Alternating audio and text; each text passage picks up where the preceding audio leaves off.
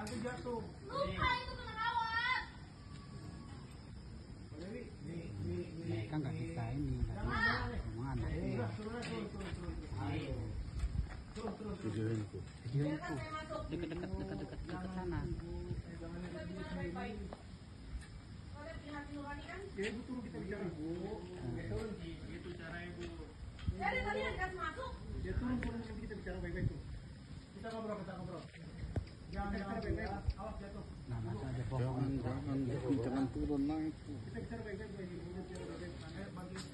Bagi. Ayo Bu. Jangan Bu ya. Nanti Ibu luka. Kalau saya pun mati, saya mati rela di depan anak saya. Jangan gitu Ibu. Biar kalian puas saya mati. Hah? Ibu jangan. Kalian nggak punya hati nurani. Kita bicara Ibu. Ma. Ini turun kita nih. Mami. Turun aja. Ma. Buka pintunya. Jangan turun. Kita bicara. Tolong dong Pak. Jangan begitu. Buka pintunya. Pak, tolong Pak. Lihat Pak. Ya gimana kita juga ini. Jangan Ci. Buka pintunya. Cici, udah Cici. Mau dibuka, mau dibuka. Cici turun dulu. Udah Cici, turun Cici. Puas Erik. Kamu puas kami mati di depan kamu? Hah? Biar kamu puas kami mati di depan kamu? Puas kamu? Ya udah Cici, turun Cici. Cepetan turun, cepetan. Buka pintunya. Turun dulu. Buka pintunya dulu. Baru saya turun.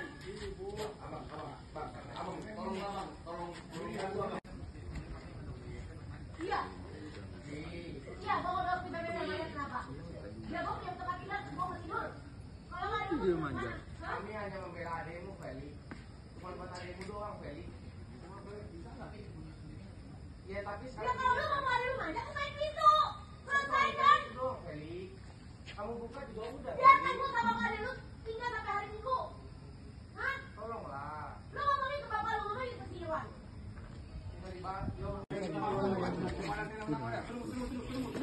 Ayo, matiin videonya. Nah, ini kamu matiin. Kamu. Jadi kejadiannya kemarin di Selasa ya 10 September ya Bu ingat. Ya. Saya kedatangan sekitar jam 10 pagi anak laki-laki saya. 2 orang datang ke rumah dan kita ngobrol kurang lebih sekitar 20 menit lah ya. Udah gitu mereka tiba-tiba izin mau pulang. Nah pada saat dia mau pulang saya cuma tanya pulang naik apa? Naik Grab. Udah pesan sudah Mami? Ya udah. Saya sambil ngerangkul anak laki-laki saya peluk pundaknya, saya antar mereka sampai depan gerbang. Dan pada saat saya buka pintu gerbang, tiba-tiba tuh ada 4 mobil tiba-tiba pakai depan rumah saya dan ada laki-laki sekitar 15 sampai 20 orang. Itu tuh, siapa Bu Dewi? nggak tahu. Iya. Badannya tinggi besar, 15 sampai 20 orang lah kurang lebih. Masuk ke dalam rumah yang serut langsung lewatin saya gitu. Itu suruhan siapa? Saya tidak tahu. Mungkin suruhan suami saya atau kakaknya. Oke, anaknya Bu Dewi cowok 2 ya? Ya 2, yang tiba-tiba dia langsung mendorong saya supaya saya keluar pagar. Supaya ibu keluar? Saya keluar pagar. Lalu digembok? Pas saya balik, kondisi rumah tuh sudah dirantai pakai rantai yang gede-gede itu rantai kapal. Yang mereka pasangin kawat berduri, pasangin spanduk. Secepat itu mereka kerja? Yes, kerja. Karena mereka tuh banyak banget orangnya. Oh, jadi Bu Dewi nggak bisa masuk? Nggak bisa lagi? apa-apa. Dan saya di luar saya cuma nangis Bu Inga. Saya cuma bilang, saya nangis, saya bilang, kamu tuh tega, kamu apain Mami, kamu tuh jebak Mami. Dia bilang itu, mana handphone Mami? Karena saya berusaha nyari handphone, saya mau menghubungin orang-orang terdekat saya dong Bu Inga. Tenang Mami, tunggu kita beres, kita pergi, handphone Mami kami kasih. Oke, bentar. Putrinya ibu kan kalau nggak salah ikut Bu Dewi? Iya, kan? pada saat itu dia sedang kuliah. Lagi kuliah, Lagi berarti kuliah. dia nggak tahu kasus tersebut Tidak, ya? tidak tahu. Oke. Tidak tahu. Nah, kurang lebih masih 20 menitan mereka sudah selesai, anak saya keluar, pergi, handphone saya dikasih. Dan saya cuma bisa menghubungi papa saya cuma bilang, "Pak, tolongin aku." Ya, papa datang ke rumah. Saya juga langsung telepon pengacara saya. Oke, papanya sama pengacara datang ke rumah di tempat ya? Yes. Oke, selanjutnya? Yang pengacara saya juga menghubungi Polres Jakarta Barat dan Polsek Jakarta Barat. Tidak ada respon dari mereka. Yang padahal tahu di daerah Kembangan Jakarta Barat pada saat itu ada seorang wanita yang diusir begitu saja dan rumahnya didudukin oleh orang-orang yang entah dari mana itu. Oke. Yang akhirnya saya berusaha manjat pagar, Bu Inge. Oke. Waktu ibu manjat pagar disaksikan oleh anak ibu sendiri. Yes. Mereka nggak berusaha Tidak. untuk buka juga. Tidak. Tetap tidak. Oke. Tidak. Oke. Yang seperti video yang Bu Inge dapatkan itu, Iya. ya kan? Dan anak perempuan saya juga manjat pagar.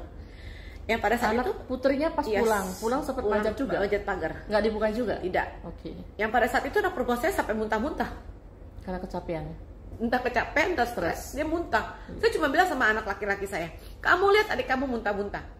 Apa kamu tega ngeliat adik kamu kayak begitu? Biarkan kami masuk. Kami masuk cuma buat berteduh, Bu Inge. Cuma buat tidur.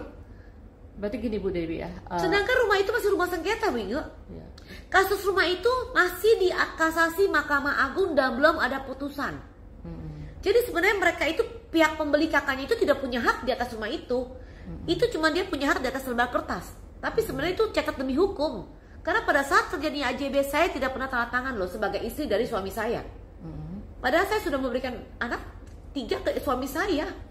Sekarang anak 3, putri ikut ibu. Ikut saya dan yang 2 ikut bapaknya. Ikut bapaknya. Oke.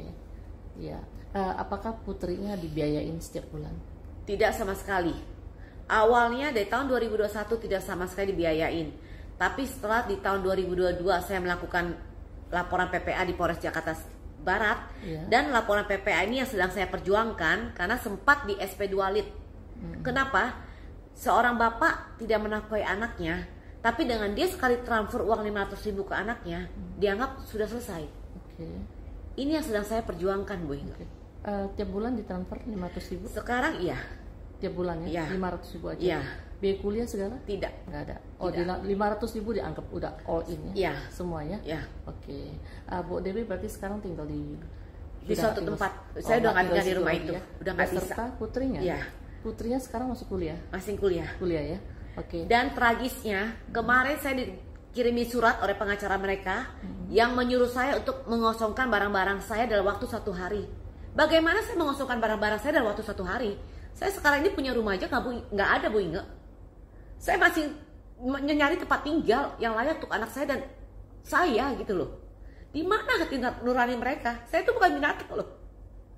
Anak saya bukan binatang. Dan dari pembelian itu rumah dari tahun 2014, saya menempati itu rumah. Sampai saat ini dan sampai saat kemarin saya diusir begitu saja. Jadi saya punya hak di rumah itu. Oke. Jadi Bu Dewi sekarang tinggal di tempat lain ya? Yes. Nah, di situ lagi beserta putrinya. Ya, dan saat ini pun saya sudah melakukan laporan di Polda Metro Jaya mengenai kasus suami saya memasukkan data otentik yang di AJB dia bilang dia belum pernah menikah. Di sini saya cuma minta keadilan dari semua pihak. Dari Kapolri, Kapolda, Kapolres, dan semua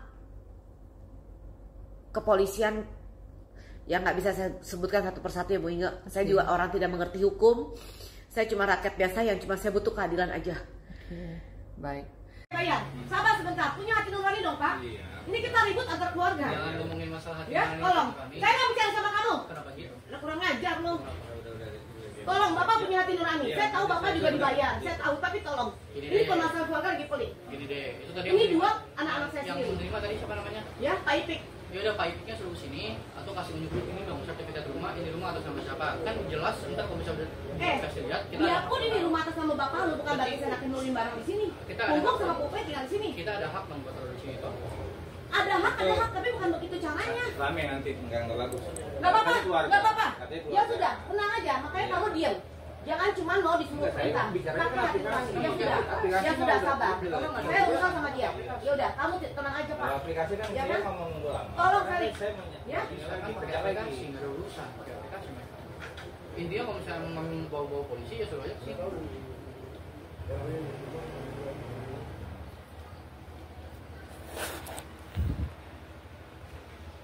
kalau ada nyaman, Itu nggak ada yang matiin aja.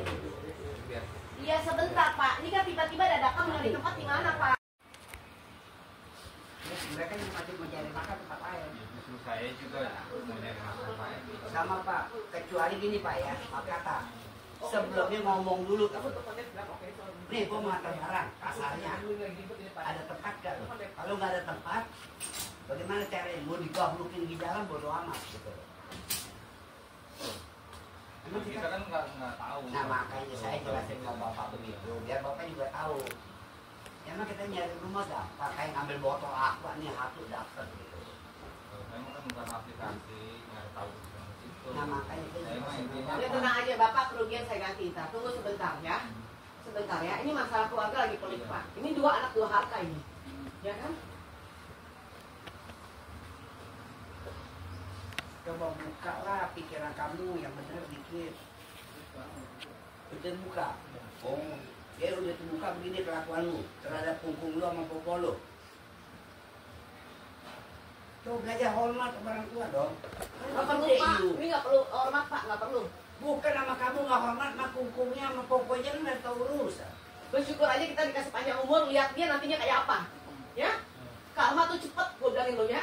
Lu kurang ajar sama gue, sama bapak sama gue, lu lihat karma apa cepet lu ya. Gue sumpahin besok karma kena sama lu orang berdua lu, Erik. Udah pergi. Kualat begini anak. Lagi ngecingsa udah.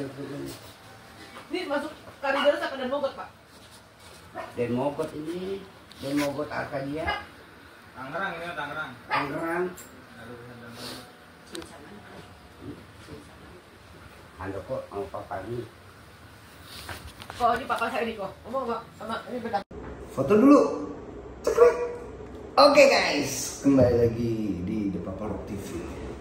Wah, kali ini berita yang buat hati gue tuh sedih banget. Hati tuh kayak terkikis banget. Kalian udah lihat kan videonya? Jadi gini, ini gue mencoba untuk menata urutan ceritanya kok bisa terjadi nih. Si ibu kandungnya diusir sama anak kandungnya laki-laki 2. Jadi gini, ibu ini punya anak 3 dari suaminya itu ya, yang rumahnya di daerah Pik. Nah si ibunya ini punya anak laki-laki 2, 1 perempuan. Nah suatu ketika si ibu ini ada masalah, mungkin masalah keluarga kali ya, yang dimana akhirnya si anak kandungnya ini ngusir ibu kandungnya beserta adiknya yang perempuan. Nah, si ibunya ini merasa dijebak gitu. Jadi pura-pura dibawa keluar, tau-tau digembok di rumahnya yang di Pik itu. Rumahnya gede banget, kalian udah lihat kan rumahnya. Nah, si ibu ini akhirnya dikunci, digembok. Wah, akhirnya terjadilah keributan tuh, sampai warga juga datang, kakaknya kalau nggak salah datang, bapaknya pun datang, bahkan pengacaranya pun datang. Kalian dengar sendiri kan tadi menurut pengakuan si ibu itu. Nah setelah itu dia move ke tempat yang menurut dia aman, merasa aman. Kayaknya sih kalau menurut gue itu bapaknya, rumah bapaknya. Dia numpang di situ mungkin ya. Nah sampai di sana mungkin beberapa hari kemudian kali ya, si anaknya itu bukan anaknya, pengacaranya dari si pihak suaminya itu dan anak-anak, kedua anaknya itu memberitahu bahwa barangnya si ibu ini harus kosong dari rumah yang di Pik itu tuh. Gimana caranya? Nah akhirnya tiba-tiba ada video lah di mana ibunya itu lagi ada di rumah yang sederhana bersama bapaknya, ya bapaknya si ibu itu, dan si kedua anak ini bawa barang-barangnya dia tuh di dalam pakai aplikasi apa tuh, Lalabuk apa tuh, ya kan, untuk barangnya ditaruh dan terjadi keributan. Nah di sini yang mau gue sampaikan adalah gini. Apapun masalahnya ya, apapun nih ya, karena gue juga seorang anak dan gue juga seorang bapak. Memang gue bukan seorang ibu, tapi gue juga sebagai orang tua ya. Apapun nih bro, apapun nih. Ini penonton gue yakin pinter-pinter semua. Apapun lah. Ya masalah apapun, kayaknya kurang enak bro ngusir orang tua. Emang lu penonton gue nih, anggap nih ada mau yang tajir nggak tajir biasa aja, terus ngusir orang tua lo gitu. Gara-gara misalnya anggaplah masalah apa kek, anggaplah ibu kita nikah lagi sama suami barunya misalnya, terus kita nggak setuju, terus dia tinggal di rumah hasil dari jeripayah kita misalnya. Contoh deh sekecil itu, masa kita usir ibu kita? Dia lo yang lahirin, dia lo yang ngebesarin, ya. Kita pasti punya lah segala macam alasan kepahitan kita untuk orang tua kita sendiri. Tapi ya masa lo tega ngusir, apalagi sampai si ibunya nggak punya tempat tinggal lagi, dan di situ ada adik kandung lo juga. Masa lo tega sih hanya perkara duit bro, lo usir gitu? Ingat gak lo pas lagi kecil lo dicebokin, dimandiin, ketika lo bandel dia harus tahan menghela napas dada, ya kan, ngelus-ngelus dada maksud gue, ya kan. Ketika lo pengen sesuatu dia berusaha untuk ngasih. Sekolah lo di sekolah yang sampai tinggi, pasti pengorbanannya itu luar biasa bro, tanpa tanda jasa orang tua tuh. Ya kan? Masa pas lu udah gede, anggaplah nyokap lu bikin kesalahan paling buruk deh, misalnya ngebunuh misalnya, ini contoh ya. Anggap nih misalnya orang tua gue, contoh ke gue aja deh, misalnya gue punya orang tua, tiba-tiba orang tua gue ngebunuh seseorang gitu. Iya, masa gue benci dia dibenci orang korban-korban pembunuhnya, oke, tapi gue sebagai anak yang nggak mungkin lah ngebenci orang tua gue sendiri, bahkan sampai gue usir gitu. Itu udah nggak make sense. Ini menurut pendapat gue ya, nggak tahu nih penonton gimana pendapatnya, terserah kalian komen aja. Kita kan bebas berpendapat, ini contoh aja, yang tadi tuh gue ngasih contoh, ya kan, itu menurut pandangan gue, oke. Anggap orang tua gue itu ngebunuh seseorang dan itu hal yang paling keji. Ya nggak mungkin gue sebagai anaknya ikut membenci, bahkan ikut ngusir gitu, kayak cabut lu dari rumah gue, nggak bisa, lu nggak bisa diterima lagi karena lu seorang pembunuh misal, contoh. Nggak bisa lah, itu kan gue bisa lahir karena dia.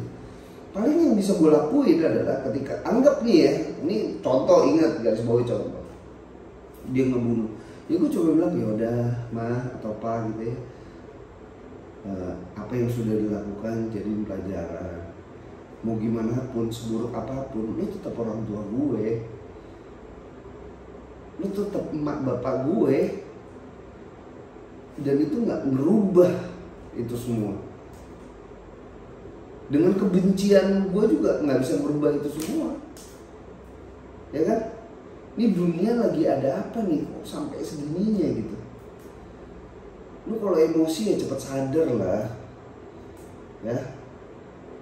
Pesan gue buat masyarakat di Indonesia, siapapun yang nonton video ini, buat anak-anak, selalu ingat, seburuk apapun orang tua, sebajingan orang tua, kalian tetap adalah darah daging. Darah dagingnya dia, darah dagingnya orang tua. Oke? Cari solusinya, pasti ada. Oke? Pakai hati lu, jangan pakai logika lu kalau untuk ini. Ingat ketika lu masih kecil, lu diurusin, lu dicebokin, orang tua lu begadang demi lu, dia nyari duit buat beli susu dan makanan lu, sereal-sereal itu. banting tulang saat itu. Ketika gede dia melakukan kesalahan apapun ya, terus anaknya ngusir. Waduh bro, itu alam kayak runtuh tuh. Karena gue sebagai orang tua juga, waduh kalau seandainya anak gue seperti itu gimana? Nauzubillah min dzalik, jangan sampai seperti itu gimana ya? Jangan sampai. Ini mudah-mudahan teredukasi buat kalian penonton. Gue tidak ingin menggurui atau merasa benar, tidak. Tapi gue mencoba untuk memberi analogika lain lah, agar ya kita sebagai anak, walaupun banyak orang tua di sana yang mungkin melakukan kesalahan yang kejam apa segala macam, tapi ingat, itu tidak merubah orang tua berubah jadi bukan orang tua, atau anak berubah jadi bukan anak kandung. Ya, tetap darah daging. Ya, coba cari solusinya. Jangan sampai karena gue muslim Allah melaknat kita. Jangan sampai ya. Nauzubillah min dzalik. Oke guys, semoga ini bisa mengedukasi kalian. Ambil manfaatnya, buang omongan gue yang gak bagusnya. Oke, salam respect.